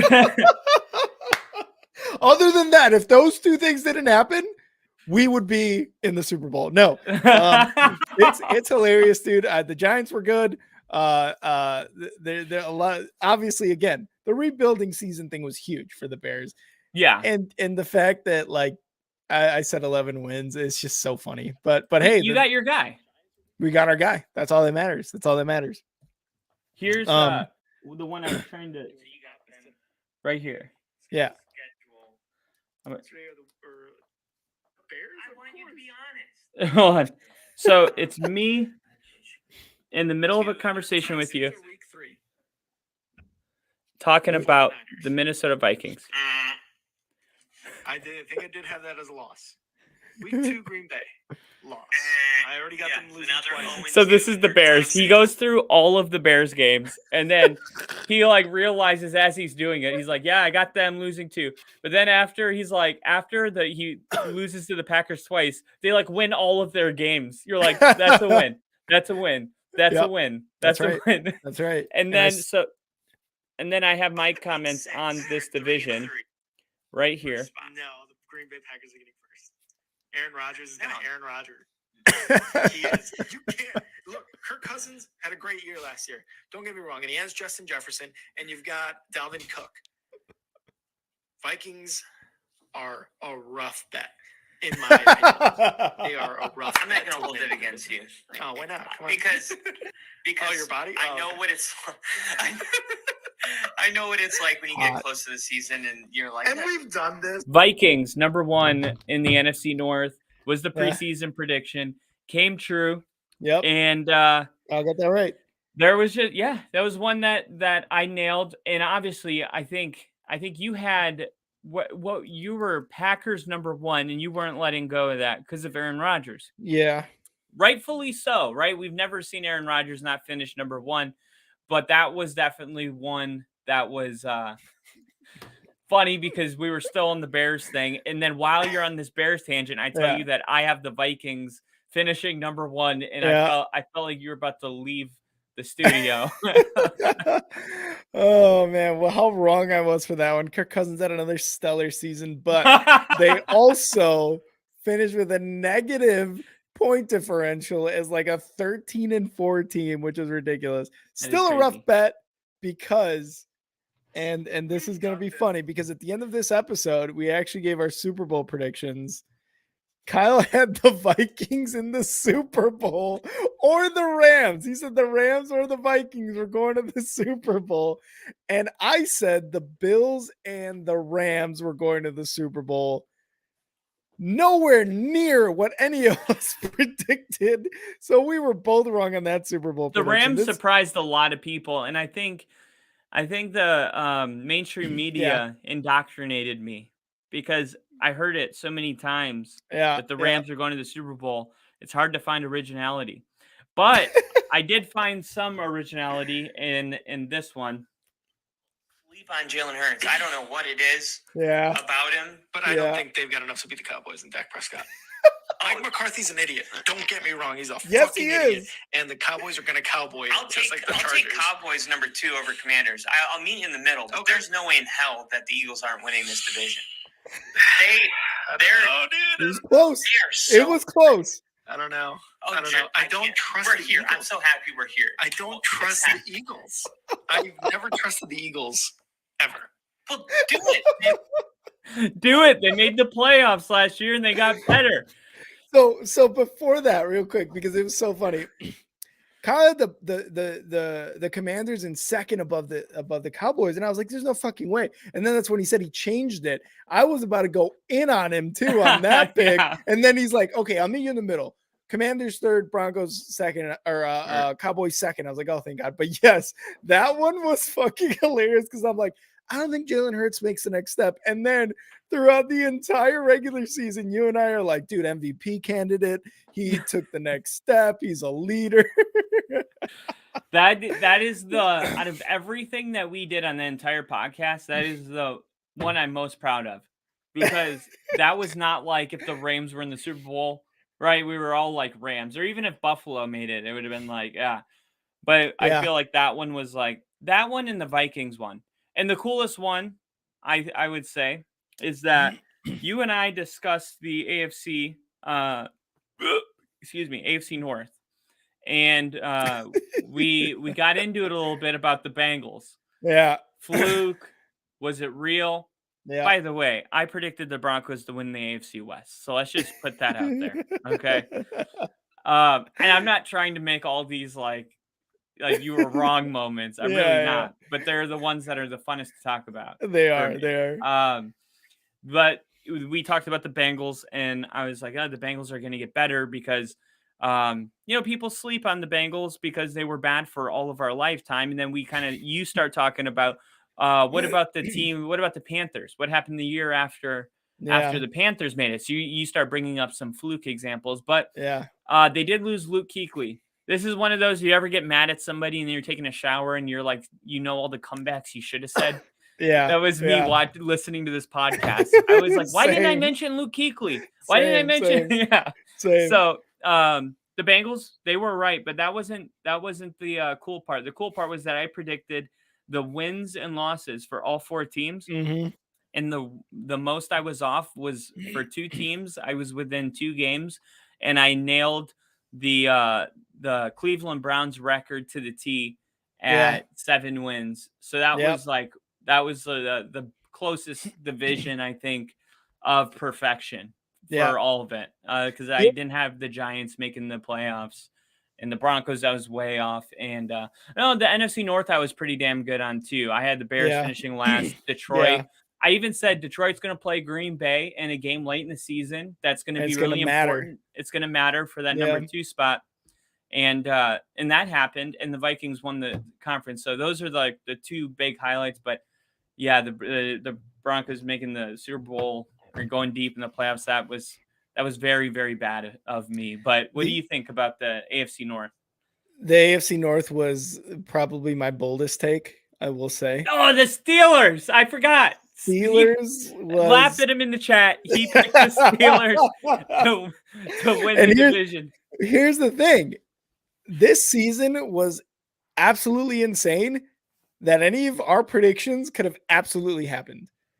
Because as you look back on this season, you're like, wow, this is actually crazy. Like all the things, like so many things went right.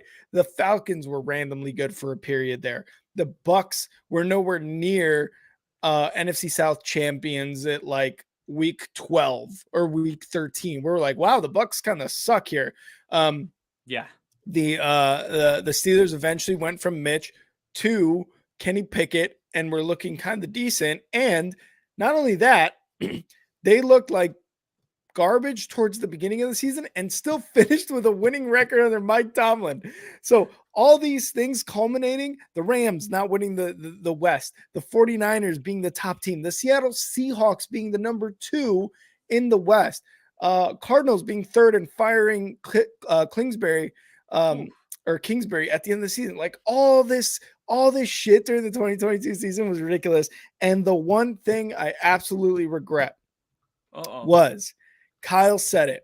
If the Bears at week 6 are 3-3, I will give you a blowjob. They were 2-4.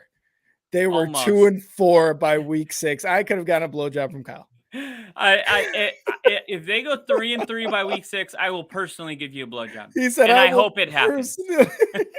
And they lost to the Washington Commanders week 6 in that garbage fucking Thursday night game. It reminds me this close. I would have I would have recorded it, put it on Pornhub for content. We would have gotten so many viewers. Oh, you just my smacking me. How many games did the Bears win? 3-3. That's right, bitch. It reminds me of 8 Crazy Nights when he has the jockstrap in his mouth. He's like, why are you eating that? We would have been right here in my office, Kyle, in a full Bears uniform, sucking me off, bro. That would have been the best content. Take it, bitch. No, those were hilarious. We also had the Colts winning the AFC South, which we just talked about. I had Matt Ryan's career being revived with the Colts, so that was ridiculous. You Not also the had only the Viking. one, though. You weren't by yourself with that take. No, I think you disagreed, but you're like, maybe, but you didn't necessarily say it with me. I don't think a lot of people would have disagreed. And that's what you mentioned. Yeah. Yeah, and I would have agreed if it didn't already happen to me personally. Why did that rhyme?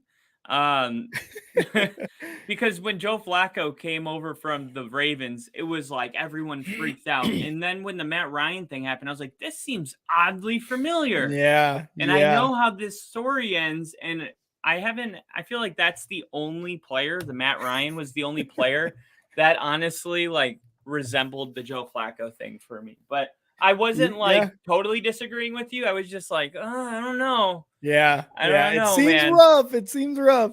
Yeah. But yeah, that one we got wrong.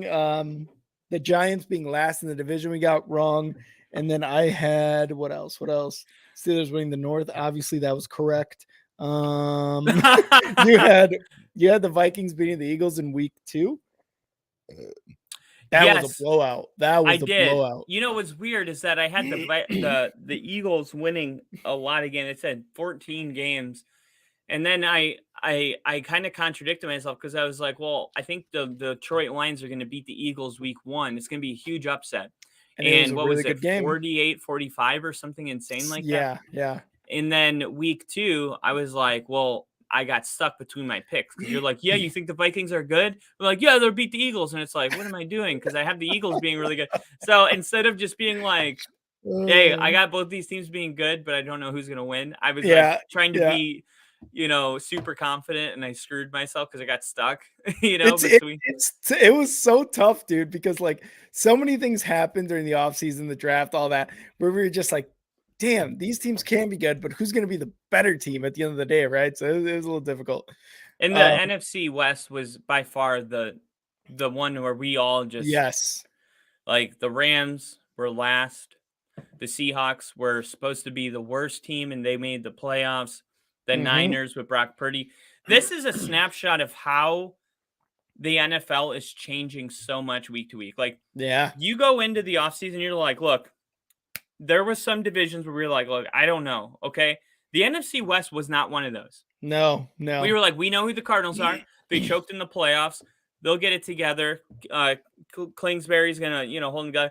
A total dumpster fire. And then we're like, Geno Smith. We're literally laughing. We're like, Geno Smith. Could you imagine having a quarterback competition with Drew Lock and Geno Smith? And they named Geno Smith the starter. It's almost like sending out a memo to Seattle fans that we don't care what happens this year. And Geno Smith is a candidate for comeback player of the year and makes it to the playoffs.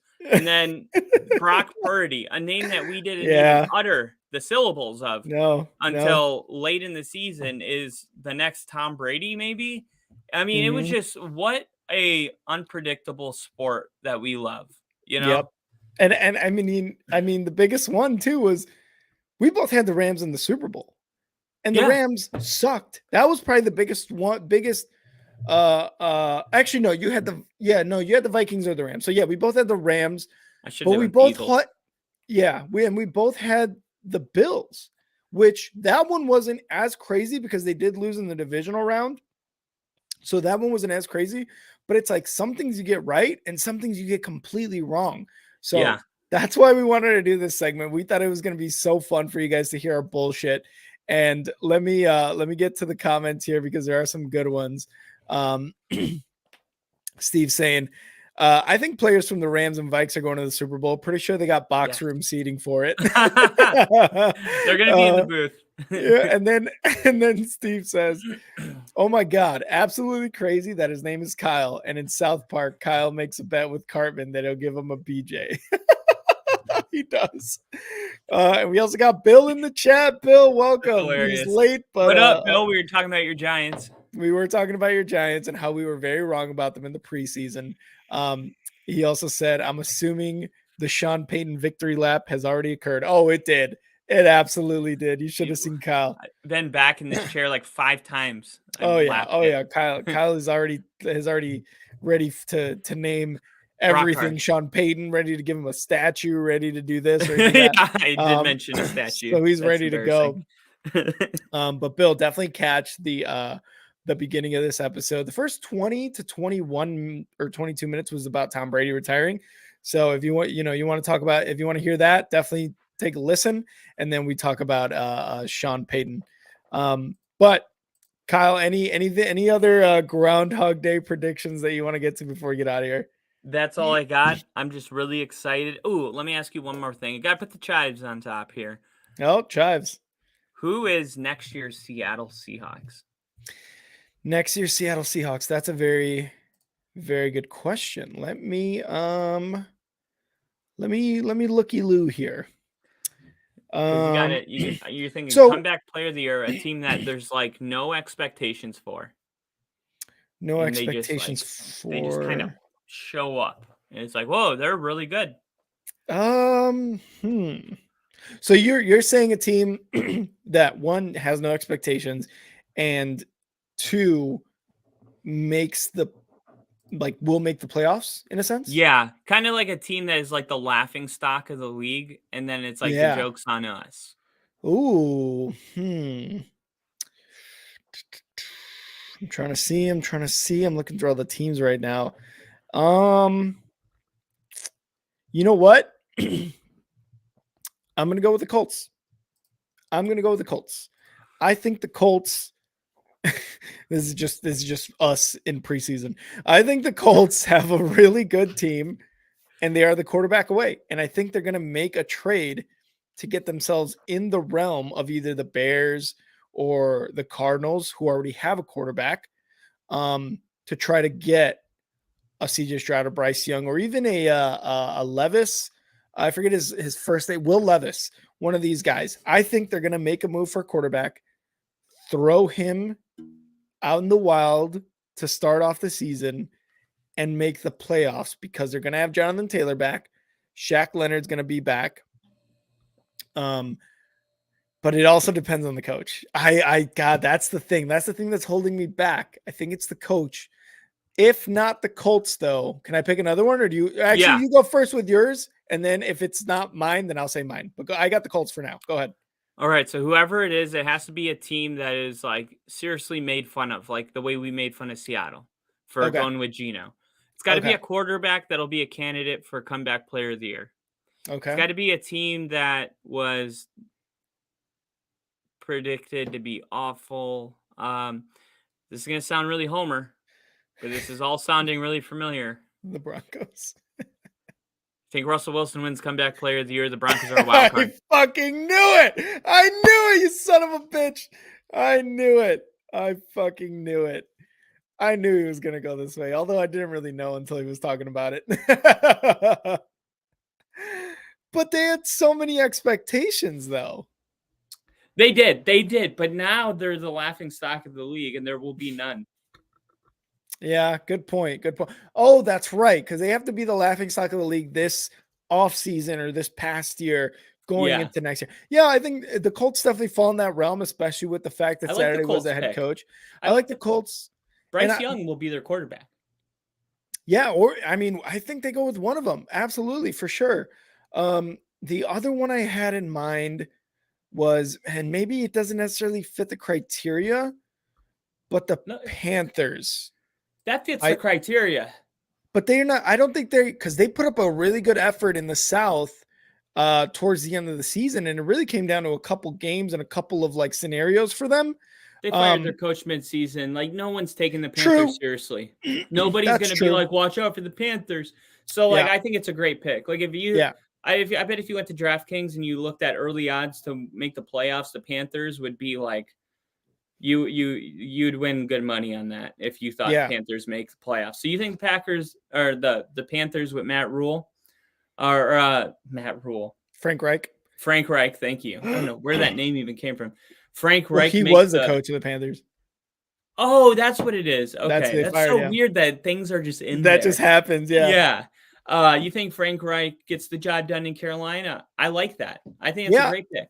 Yeah, and as much as I didn't like what Frank Reich did with the Colts early in the seat last year, which I think kind of led him to get fired, which a lot of us were like, Sam Ehlinger over Matt Ryan, are you sure?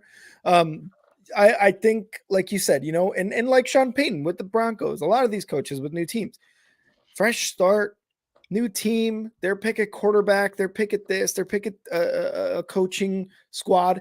I think that's a very real possibility. The Colts and the Panthers, I think, are going to be two teams next year that we laughed at this year and this entire offseason, depending on the draft. But going into next year, where we're going to be like, holy shit, where'd they come from?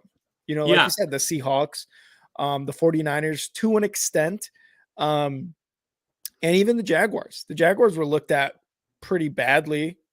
Then they got Doug Peterson, but I don't think either of us expected you. I think you had the Jaguars last, and so did I. We both had the Jaguars dead last in the AFC South. And look what Doug Peterson was able to do with Trevor Lawrence, right? So I think the Panthers and the Colts, I'm going to go Colts over Panthers, but I think those two teams are very, very, I guess, capable of doing that next year. Yeah, and the draft pick thing, the Texans have 11 picks in the draft, so I'm not sure what does Bill mean about do they have any picks? They not only do they have 11, but they're going to be picking the quarterback at number 2 that they want. And then next year they have 9 picks and they have 2 first overalls. So I mean, they're in good shape in the draft. I think they're in good shape. And I'll end it with this. I made that list of quarterbacks that are tier 1. And what did we say? We were like, look at that. There are more tier 1 quarterbacks than bad quarterbacks. Like there's a couple spots where you're like, Daniel Jones, is he the guy? There's a couple spots like that. But here's what I think. I think we're about to go into unprecedented territory in the NFL where in about 5 years, every team will be good. Yeah. I don't think there's going to be, I think we're getting closer and closer, but I think the margin of how many bad teams there are, I think it's going to get really small. And I think we're getting closer to an NFL league that no matter who you play, it's already said any given Sunday. It's already said any given Sunday. But I do think it's going to ring more true because you're going to have teams about 31 out of 32, maybe 30 out of 32 that are really good. So it's going to get really interesting, I think. That would be an NFL fan's dream. That would be our dream right there, to just see great competitive football week in, week out. Let's get to a couple comments here before we skedaddle up out of here. Steve said, I think if not for Purdy's success, we see Brady in San Francisco make a 1 or 2 year deal. He wanted to play for his childhood team for sure. Hey, possibility. Again, possibility. Bill said, with Saturday at coach, meaning the Colts for next year. Yeah. Hey, man, I we'll see. This is like, if you talk to Jinja, he was like, what's up with all these shots at the Colts, right? Like, it's just the thing was with Saturday, like whether or not this is the hire that they go with, it's still kind of up in the air for me. But I think the Colts are a good candidate, depending on the head coach. And Jinja's liking my pick. He's like, hell yeah, Rick. I hope you're right. And I hope so too. I hope the Colts are great. I hope the Colts and the Giants are one of the most dangerous teams next year. And I hope the Bears do really great and finish second in the NFC North. And I hope the Broncos make it to the Super Bowl. Next year's Super Bowl right now, I'm going Cardinals, Jaguars. Wow. I'm just fucking kidding. Groundhog Day, bitches. Jags are like a sneaky. Yeah, they might be a sneaky team. They might be a sneaky team. They might be Cleveland or Cincinnati year 2 next year. Hey, we'll see. We'll see. But all right. Thank you guys to everyone who joined us in the comments today. Jinja, we had Steve, we had Bill coming in late. Go and definitely take a listen to earlier in the episode. We got Woody right there. doing his Woody things, looking like a cute ass dog. But definitely go take a listen to earlier in the episode. I'm going to post the episode with the thumbnail and everything for sure for all you guys to kind of listen to. If you want to follow me on Twitter, follow me at @andnowrick. Go follow me on Twitter, and I will make sure that everyone knows how bad the Bears are doing. And you can follow the Star 6 Media page @_Star6 Media on Twitter. Kyle, where can they find you on Twitter? You can find me at FTBLYPODCAST, only football podcast, to see all of my retweets and good old Twitter stuff. Speaking of Twitter stuff, Sean Payton changed his bio. His picture in the background is a Broncos helmet. And hey, I mean, nowadays, is it official until Sean Payton changes his background? No, it's not official. No, it's not official. Oh, and I wanted to apologize because on this podcast, I said Vic Fangio is the new defensive coordinator for the Miami Dolphins. Well, anytime the NFL reports something, we just assume it's like extremely true. And it wasn't true. There's no way for us to know about it. I'm not apologizing for saying it. I'm apologizing that it was wrong. And we will see where he goes. That's something really cool to follow. But follow me on Twitter to get the Vic Fangio updates. For sure. And you can follow us to get other updates at Star 6 Media and all the other platforms like Instagram, YouTube, TikTok, Twitch, and Facebook. You can also listen to all of these podcast episodes on Apple, on Spotify, Google Podcasts, all the podcast platforms that you listen to podcasts. Go take a listen, go rate us, go share us, subscribe to us, like us, hit the little bell to get those notifications when we get on live. And yeah, go and watch and listen to the other shows on here on Star 6 Media, EAFP, JCA Sports, which is live right now. 3 Up, 3 Down, Sports Trip Live, and Slot Shot. So after us, go take a listen to JCA and go subscribe and share and rate and all that good stuff. And we will see you guys later. Kyle, any little chive to wrap it up? Nope, I'm about to go play some ice hockey with you. Can't wait. I love it. We're also going to get a NASCAR pod up soon. No, I'm just kidding. All right. All right, Kyle. I will see you next time. See ya.